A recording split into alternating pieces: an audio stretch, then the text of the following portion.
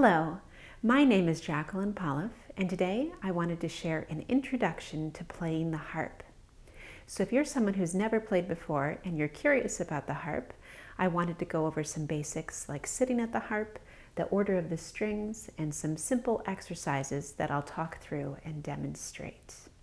And the harp is such a beautiful instrument, there's really a lot to it, so I thought I would just share an introduction today.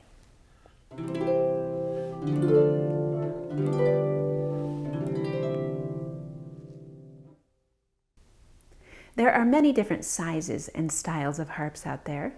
This harp that I'm playing today is a lever harp because there are these levers at the top of the strings that go up and down. There are also pedal harps, which have pedals down around the base of the harp. And if you were to see an orchestra with a harp in it, that would be a pedal harp. But lever harps are found within classical music, Celtic music.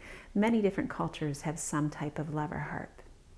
And most students, regardless of their goals, begin by playing a lever harp because they're a bit smaller and more easily manageable. If you're interested in learning more about how harps function and all of the mechanics in them, I have a separate video all about how harps work, so not focused on the playing, but just how they work. And I'll put a link to that below in the description. To be a bit more specific, this is a Troubadour harp made by the Lion and Healy Harp Company, and it's about 5.5 feet tall, and it has a range of 36 strings or 5 octaves. As far as lever harps go, it's a bit on the larger side, but it is smaller than a pedal harp, and this is a very popular model of harp, the Troubadour, here in the United States with harp students. Let's start by talking about sitting at the harp. Right now, the harp is in its rest position, so it's just sitting independently on the floor. And you want to sit on something nice and flat, like a bench or a stool or a wooden chair, as opposed to something soft like a sofa. And of course, you want to sit with good posture and have your feet nice and flat on the floor. And then the harp is made to tip back into the playing position and to rest on your right shoulder. So I'll go ahead and bring it back. And you can see that it's over here on the shoulder, not too close to my face and head, and not too far away out to the right. And when you're sitting this way, if everything is in a good position, then it feels very comfortable, and the harp just rests all on its own like this. But you do want to consider how close or far away your seat is from the harp. So if your seat is a bit too close to the harp, then frequently it feels like the harp wants to tip forward and return to the floor. But by contrast, if you're too far back, then sometimes it feels like your spine is really curved or the harp is really heavy on your shoulder. So you want to find that in-between spot. Another thing to consider is the height of what you're sitting on. And there are a few different factors to this. There's how large of an instrument you're playing, there's your personal height, and then of course whatever it is that you're sitting on. A very general rule of thumb for this is that you want to be able to look over at these high strings and be about level with them so that you're not looking up to the strings or down to the strings when you turn your head. So there's a lot of different factors to kind of consider with getting into a comfortable playing position seated at the harp. Now we're going to talk about the order of the strings. So the harp has a pretty big range. These are our low strings down here, and then coming up to our middle strings, and then our high strings. And like all instruments for naming, we use the first 7 letters of the alphabet, A, B, C, D, E, F, G, and we just keep repeating those. So the strings are laid out very similarly to a piano keyboard. So we would have A, B, C, D, E, F, G, and then it would keep going A, B, C, D, E, F, G, and then we'd start all over again back with the A and repeat it again. On the piano, in order to differentiate between the keys, you can look at the patterns of 2 and 3 black keys, those groups, to tell which key is which and know where you are. But we don't have that on the harp, so we use color coding to find our way. You can see that some of the strings are red, some of the strings are black, and the remaining strings are white. Now within the musical alphabet, C is a really important note.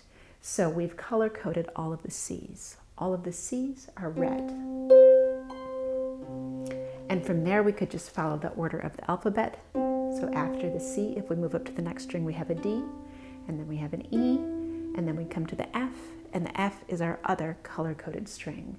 So Fs are always black or blue, depending on the harp. And then we keep going with our letters. After F comes G, then we're back to the beginning, A, B, and then back around to the C. So you could go through and you could play all of the strings in order like I just did, then you could try them backwards, or you could try jumping around, playing all of the Cs, playing all of the Ds, or you could mix them up and see how quickly you could find and match up the different letters and the strings. Within the classical harp world, harpists play using both hands, and they use their thumb and the first 3 fingers, but not the little finger on either hand. And nails are kept very short to be out of the way, and then the fingertips are what are used to actually pluck the string.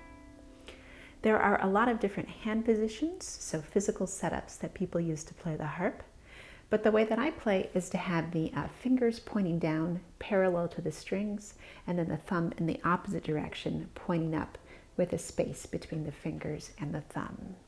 Then I have my wrists a little bit curved in, and then my elbows up to support. So this is my hand position at the harp, which is a very standard classical hand position. A common approach when beginning to play the harp is to work on just the index finger by itself at the start. So what you could do is you could take your index finger, wrap it around the red C string here, and have it pointing down parallel to the string, then give a bit of a squeeze and come away, and just keep going up the scale like that, playing all of the strings individually and taking the time to set it up very nicely and have a nice little squeeze and coming away as you play. So this is a great first exercise, and you can see that I'm going up the scale, so from C to C, and then back down the scale from C to C this way. And after that, you could do the same thing all over again with the left hand.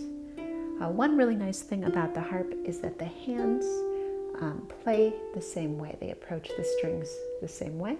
So anything that you can do with the right hand, you can then go ahead and do with the left hand to develop both hands equally.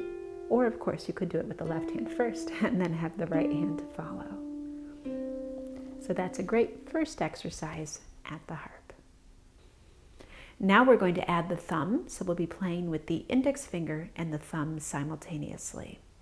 So I'm again going to set my index finger up on the C, pointing down very nicely, and then I'm going to add my thumb on the E string, so skipping over one string in the middle. And you can see that the thumb is really nice and tall, pointing up, so very much opposite of the index finger. And what I'm going to do is I'm going to give both of them a bit of a squeeze, and then release and come away from the strings. And now I'm just moving along. So here we are playing 2 strings right at the same time. And I'm working to maintain that distance between the finger and the thumb. For a lot of people when they try this, things keep coming back in, most people try to make the thumb and the index finger parallel, without meaning to, of course. It's just what the hand wants to do. So you have to really work to maintain that oppositeness and that distance between them. And then we'll do a few with the left hand, the same thing all over. So I'm also thinking about kind of squeezing the strings a bit and then bringing my whole hand away slightly as I play. The next step is to play the index finger and thumb individually rather than simultaneously. And an interesting thing about this is that the harp is very much an instrument of preparation. So we're always setting our fingers up in advance of when we actually need to play them. And that's true with this right from the start. So even though I'm about to play them individually, I'm setting them up the same way that I just did. I have my index finger on the C and my thumb on the E, and they're both ready and waiting on the strings. But rather than having them both come off together, I'm going to play the index finger first and then the thumb next. Then I'll set up on a new pair of strings, setting up both at the same time, and play them individually. So every time I'm setting them up together, but playing them one at a time. And many people try to play the index finger and then the thumb separately, which is a logical thing to do, but it is important to have them both ready and waiting right from the start. You can also flip this around and play the thumb first while the index finger waits on its string. So you're still setting them up right together, but now we've just switched it and the thumb is coming away first. And now I'll switch to the left hand. And you can see with both hands, I'm still maintaining that hand position of the finger pointing down and the thumb pointing up. And here I'm going to again flip and have the thumb play first, followed by the index finger.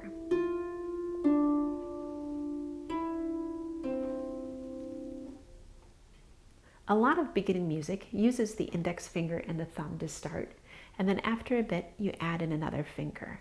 And that's what we're going to do. We're going to add the middle finger and try an exercise using 3 fingers. So I have my middle finger set up on the C string, my index finger set up on the D, and my thumb set up on the E. And as you can see, these 2 fingers, the index and the middle finger, are both pointing down. They look really similar, and then the thumb is the opposite finger. So the middle finger really emulates the index finger when you add it on. And although I have 3 fingers all set up, ready to play, I'm going to play individually as we were just doing. So I'll play the middle finger, index finger, thumb, then I'll set up a new group of 3, but play individually again. So trying to set up simultaneously, but play each note individually. And now I'm going to flip it around and play in a different order. So I'm still setting up the same 3 fingers, but we're going to start with the thumb, followed by the index and the middle finger. And we'll do that for a few groups. Thumb, index, middle. And now we'll switch and try it all over again with the left hand.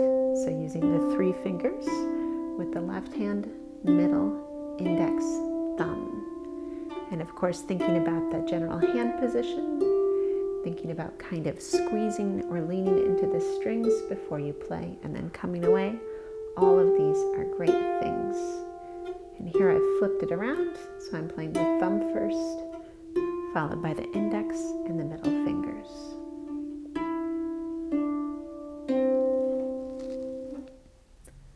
We're going to do one more exercise with playing 3 fingers, and that is playing chords. So for this, I'm going to set my middle finger up on the C string, my index finger on the E string, and then my thumb is set up on G. So we're skipping a couple of strings in there. And you can see this is very similar to what we were just doing with the 3rd finger and the index finger still pointing down, thumb pointing up, but we do have those couple of skips in there. And rather than playing the notes individually, I'm going to play all 3 at the same time. So I'm just going to give them all a little bit of a squeeze to start, and then come away with the 3 fingers right together. And that is a chord. A great thing to think about with this is kind of opening and closing the hand. So as I play, I'm closing my fingers up into my palm and then opening them again to set up on the next strings.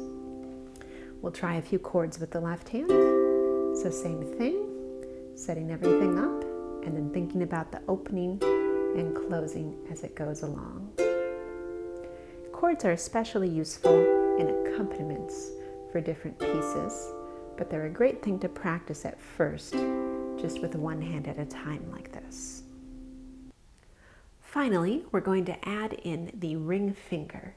So we will have all 4 fingers that we use to play the harp. And I've just set them up in a row, so the ring finger is on C, the middle finger on D, the index finger on E, and the thumb on F. And you can see that the fingers are all matching, all pointing down, while the thumb, of course, is still opposite, pointing up.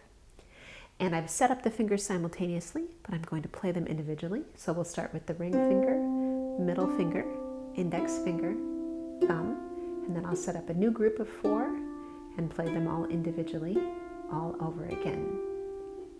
And then one more.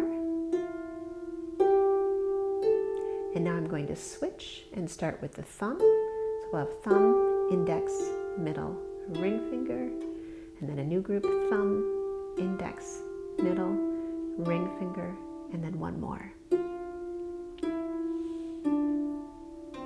And now I'm going to switch hands and do it all over with the left hand, starting with the ring finger. One thing to keep in mind with this is that the ring finger is not a very independent finger. So for most people, when they start adding in this final finger, it can feel really awkward and take some time to be comfortable playing with it and to feel like you have really good control over that finger. Here's our final group.